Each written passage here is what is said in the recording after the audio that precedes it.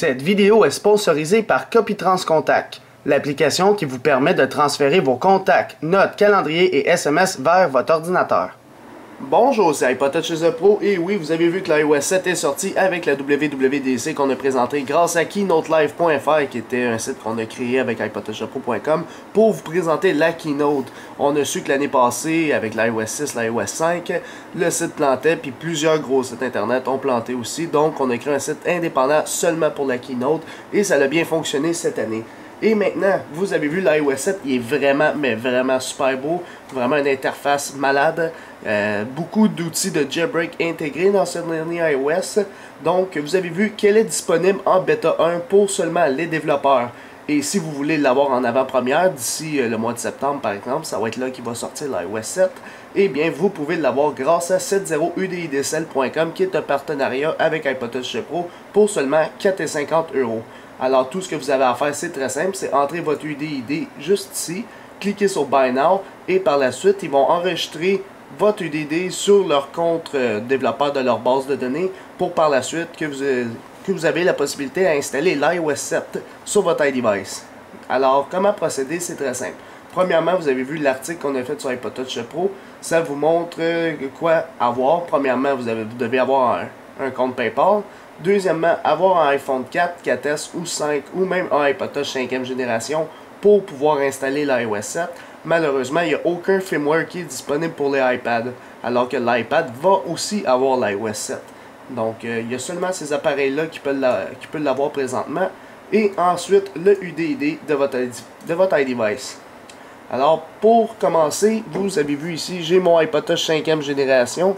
Alors, ça c'est mon iPodTouch 5G qui est jailbreaké présentement sur l'iOS 6.1.2 et je vais le restaurer pour le mettre sur l'iOS 7.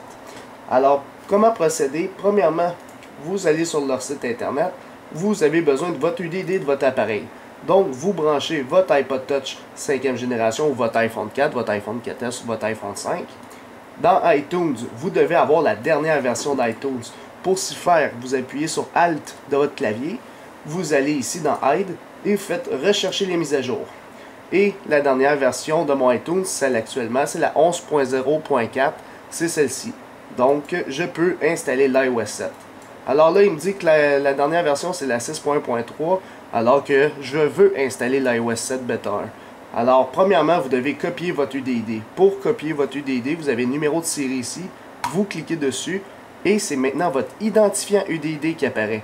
Donc, je vais faire un clic droit, copier l'identifiant UDID. Et une fois que j'ai copié l'identifiant UDID, je m'envoie ici, je fais coller. Alors, mon UDID est maintenant copié ici. Et je clique sur Buy Now. En cliquant sur Buy Now, par la suite, qu'est-ce que ça va faire? Ça va vous permettre de vous connecter à votre compte. Moi, j'ai mon compte PayPal. Et par la suite, j'ai la possibilité de payer l'iOS 7 Beta. Alors, l'iOS 7, tout simplement. Alors, vous devez savoir aussi que l'iOS 7 Beta 1, il va sortir d'autres bêtas, parce que la Beta 1, c'est pour faire des tests pour les développeurs. Mais lorsque la Beta 2, la Beta 3, la Beta 4 va sortir, vous pourrez le mettre à jour sans problème.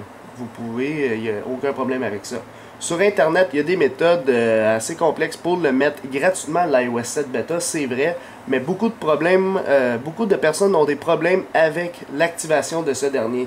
Alors pour ceux qui essaient d'activer l'iOS 7 sur leur iDevice, ça marche pas, leur iPhone ne veut juste pas marcher, le réseau marche pas. Bref, beaucoup de problèmes quand on essaie de le faire gratuitement. C'est beaucoup plus simple de le mettre sur un compte développeur pour être en mode légal si on veut. Alors une fois que vous l'avez payé, vous allez recevoir un courriel, un mail de confirmation comme quoi votre UDID a bel et bien été enregistré sur leur compte développeur. Et par la suite, vous pouvez installer l'iOS 7. Pour s'y faire, sur leur site internet, ils vous montrent comme quoi il faut aller sur imzdl.com/ios.php. Une fois là-dessus, vous avez tous les derniers firmware de la dernière version d'iOS 7. Alors, présentement, c'est l'iOS 7 Beta 1, donc c'est les seuls liens qu'on va avoir. Alors, moi, présentement, j'ai un iPodTouch 5e génération, donc je m'en vais voir iPodTouch 5e génération iOS Beta 1. Alors, bien sûr, si vous avez, par exemple, un iPhone 4 CDMA, c'est-à-dire aux États-Unis, c'est lui que vous avez besoin, un iPhone 4 GSM Révision A, iOS 7 Beta. Ça, la révision A, il faut savoir c'est quoi. C'est les iPhone 4 8 GB. Alors pour ceux qui ont une capacité de 8 GB, c'est les deuxièmes iPhone 4 si on veut, c'est celle-là que ça vous prend. Pour les premiers iPhone 4, c'est-à-dire les 16, 32 GB, c'est celui-là. Par la suite, l'iPhone 4S, bon c'est très simple, c'est juste l'iPhone 4S. L'iPhone 5, alors l'iPhone 5 pour ceux qui sont au Canada, ça va être celui-ci. Alors le US GSM, dans le fond le 5,1. Puis ceux qui sont dans le reste du monde ou en CDMA, c'est-à-dire en France ou tout ça, c'est celui-là que vous avez besoin, le 5,2. Alors pour ceux qui sont français, c'est lui. Pour ceux qui sont canadiens, c'est lui. Alors là, vous devez télécharger le firmware qui est respectif pour votre iDevice. Alors moi, c'est l'iPod Touch 5e génération Beta 1 ici. Vous avez la possibilité soit de le downloader directement par un lien Mega Upload, c'est-à-dire Mega, ou sinon par torrent. Mais puisqu'en France, les torrents sont rendus illégaux, on va y aller avec lien direct. On clique dessus, on va se faire rediriger vers un lien Mega dans 2 secondes à peu près. Et par la suite, tout ce que vous avez à faire, c'est télécharger le firmware en cliquant sur j'accepte et download. Puis là, vous allez voir, le téléchargement va commencer de ce dernier. Fait que ça download quand même vite, Mega. Ça peut aller jusqu'à 4-5 millisecondes, dépendamment de la vitesse de votre connexion Internet. Alors moi, je l'ai déjà téléchargé, j'ai pas besoin de le retélécharger une autre fois. Alors, une fois que votre UDD a été enregistré, tout ça, vous avez reçu le mail de confirmation et vous avez par la suite tout simplement reçu le mail de confirmation, ajouté votre UDD et téléchargé le firmware. Vous pouvez brancher votre iPod Touch ou votre iPhone. Je vous recommande fortement de faire droit de la souris sauvegarder avant de le restaurer. Alors, on va backuper vos contacts, tout ça. Backuper tout sur iCloud, puis comme ça, vous aurez la possibilité, si ça plante, de revenir à la 6.1.3 ou la 6.1.2 pour remettre vos données. Alors, faites vos backups. Moi, j'ai pas de backup à faire parce que j'ai pas grand-chose sur mon iPod Touch 5e génération. Fait que j'ai pas besoin de faire de backup. Alors, pour tout simplement installer l'iOS 7, une fois que votre UDD est enregistré sur la base de données d'un compte développeur, vous devez cliquer sur restaurer l'iPod en tenant la touche Shift. Alors vous appuyez sur Shift et vous cliquez sur restaurer l'iPod. Il y aura ce petit menu là qui va apparaître ici. Alors une fois que ce petit menu là va apparaître, vous avez juste besoin de cliquer ici sur le firmware que vous avez téléchargé pour votre appareil et ça va commencer la restauration. Pour ceux qui ont un Mac, vous devez appuyer sur Alt. Alors vous appuyez sur Alt, restaurer l'iPod et vous aurez le même menu. Pour la mise à jour, je ne vous recommande pas de la faire. Il y a beaucoup de personnes qui ont des bugs, surtout quand vous êtes jailbreaké. Donc, je vous recommande fortement de faire une restauration complète pour avoir tous les services de l'iOS 7 compatibles. Après, vous avez juste à remettre votre iCloud et tous vos contacts, vos affaires vont revenir. Il n'y a aucun problème avec ça. Pour ceux qui ont un iPhone, inquiétez-vous pas, le réseau va fonctionner sur votre iPhone. C'est beaucoup mieux de le faire avec un compte développeur parce que ceux qui le font avec d'autres méthodes pour installer l'iOS 7, ils ont beaucoup de problèmes avec le réseau. Donc, vous faites Shift, restaurer l'iPod et vous allez le restaurer en cliquant sur le firmware que vous avez téléchargé. Alors, ça dit iTunes effacera et restaurera votre iPod à la version iOS 7.0. Je clique sur restaurer et la restauration va commencer tout simplement. Donc, on va regarder ce que ça fait sur mon petit iPod Touch 5e génération en même temps de regarder ce que ça fait sur l'ordinateur. Donc, ça va vérifier auprès d'Apple. La petite roue commence à tourner. Et la restauration va tout simplement débuter. Donc, moi, je vous recommande d'attendre 5 à 10 minutes. C'est à peu près ça que le temps que ça va prendre pour restaurer ce fameux iPod Touch 5e génération-là. Et on va voir que la pomme, le logo d'iTunes, le fil, la barre de chargement a changé. Surtout la pomme qui est rendue complète. Il n'y a plus la petite ligne qu'il y avait dedans. Donc, c'est rendu de même. Puis la petite ligne aussi de même, elle a changé. Donc, la restauration débute. Il faut attendre à peu près 5 à 10 minutes. Fait que faites pause à la vidéo et revenez quand c'est terminé de votre côté. Une fois que l'iPod Touch ou l'iPhone est restauré, vous allez avoir ce message-là. Votre iPod redémarre après la restauration. On clique sur OK. Et on attend tout simplement notre iPod Touch ou notre iPhone en train de démarrer. Donc, on le voit ici, on voit la pomme et on aura un beau petit menu d'affichage de l'iOS 7 sur notre iDevice et vous allez le voir présentement. Alors, on attend juste un petit peu, ça ne sera pas trop long. Et voilà, il va faire sa procédure de la première étape dans le fond. Lorsqu'on installe un iOS sur un iDevice, ça fait toujours ça. C'est normal qu'il n'ait pas été correctement identifié puisque il est en train de procéder à sa finalisation. Là, c'est rendu blanc comme ceci. La pomme est rendue noire. Ça va être pas au démarrage de votre iDevice, ne vous inquiétez pas. Et on voit en haut, c'est changé. On voit la batterie. C'est rendu un Hello, le slide to setup. On slide. Et par la suite, on a la possibilité de le mettre en français. Changement de la langue. Maintenant, je vais fermer iTunes. Je vais le réouvrir pour qu'il puisse activer mon iDevice. Alors, par la suite, on choisit le pays. Bon, moi, c'est Canada. Canada. On se connecte à un réseau sans fil. Donc, je vais juste attendre que, simplement, on va pas le connecter, je vais dire se connecter à iTunes.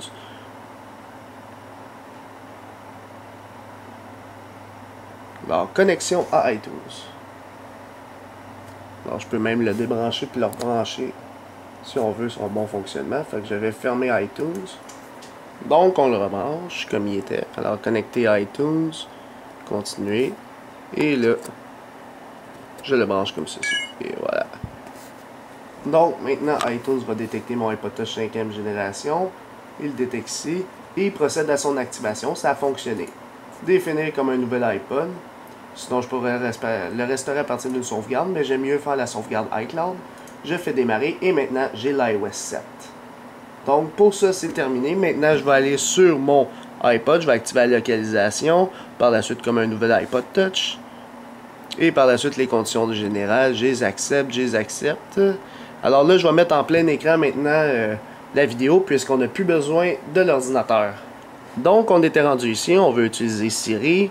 On n'envoie pas les diagnostics à Apple. Bienvenue sur l'iPod. OK. Et voilà, on est rendu dans le système iOS 7. Alors, vous voyez comment c'est beau. On peut descendre comme ceci pour rechercher dans l'iPod. Alors, on n'a plus le spotlight à gauche. Les icônes peuvent être bougées en bas, en haut. C'est assez spécial comment c'est fait. Le notification, il est complètement repensé au complet. Alors, on voit comment il est. Les appels manqués, tous, aujourd'hui. C'est rendu que c'est transparent en arrière. Les dossiers, comment c'est fait. C'est vraiment beau. Alors, on a même des pages dans des dossiers qu'on peut faire. C'est rendu vraiment super. Un système d'exploitation super, très bien fait. Vous pouvez même bloquer des appels, les appels FaceTime. Tout est refait au complet, repensé. Les caméras, les ouvertures d'application, même le lock screen. Alors, si je m'en vais sur le lock screen, on voit l'heure, la date. On a toujours la possibilité d'avoir l'appareil photo comme ceci. Alors, l'appareil photo. Par la suite, si on retourne sur le lock screen, vous avez la possibilité de le prendre depuis n'importe où pour le déverrouiller. Vous n'êtes pas obligé de faire le slide to unlock ici. Sinon, vous avez la possibilité en bas d'avoir, comme SB Settings un peu, le mode avion, désactiver le Wi-Fi, changer votre luminosité, votre volume, avoir la flashlight. Ça devient quasiment des outils de jailbreak. Vous avez même la possibilité d'avoir le Notification Center directement depuis votre lock screen. Ça, c'est vraiment fou aussi. Même depuis quand vous êtes sur votre iDevice, vous pouvez, là on va faire la donnée de localisation, monter de bas en haut pour avoir le SB Settings en question. Beaucoup d'options sont sur l'iOS 7. Je sais pas une vidéo vraiment pour la présentation, mais plutôt pour savoir comment l'installer et se le procurer. Si vous avez aimé la vidéo, mettez un pouce vert, mettez un commentaire pour savoir comment vous avez aimé l'iOS 7 et vous pensez quoi? Est-ce que vous aimez mieux garder le jailbreak ou obtenir l'iOS 7? Ça, je vous laisse débattre là-dessus. Sur ce, merci beaucoup, au revoir. Alors, j'espère que vous avez aimé l'iOS 7 et surtout ma vidéo. Abonnez-vous à ma chaîne YouTube en cliquant sur s'abonner. Suivez-moi sur Twitter et ainsi aimez la page Facebook Les Vidéos d'Alex. Merci beaucoup, au revoir.